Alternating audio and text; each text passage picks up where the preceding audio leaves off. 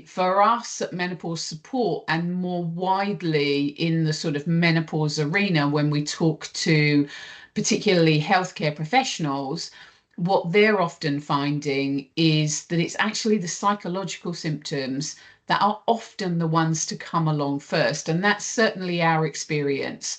However, for a lot of people, it's not until they can sort of look back at their experience that they recognize that it was maybe the psychological symptoms that came across first for them. So when we talk about these symptoms, we're really talking about things like anxiety, low mood, perhaps mood fluctuation. So maybe people say they can feel perfectly fine 1 minute, and then they either feel angry or they feel tearful. Loss of confidence, which is not at all unusual. Things like traveling, it could be in your own car, but it could also be on public transport, could be really what you kind of sort of take for granted.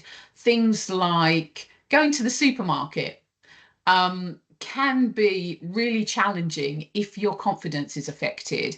And then there's sort of the cognitive symptoms, which are things like changes to memory and concentration. And again, if those things are changing, but you don't understand why, that's going to increase your levels of anxiety. But also, if we widen that out to the physical symptoms, and people are maybe having things like heart palpitations, achy joints and muscles, sort of things that are changing in their body, but they don't have a reason for why they're changing, that can actually increase anxiety. So that sort of compounds the experience. And then, of course, as human beings, if we don't understand why we feel the way we do, and we look at our lives and say, oh, well, actually, nothing fundamental has changed.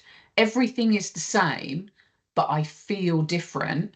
If we can't put our finger on why, it's really worrying.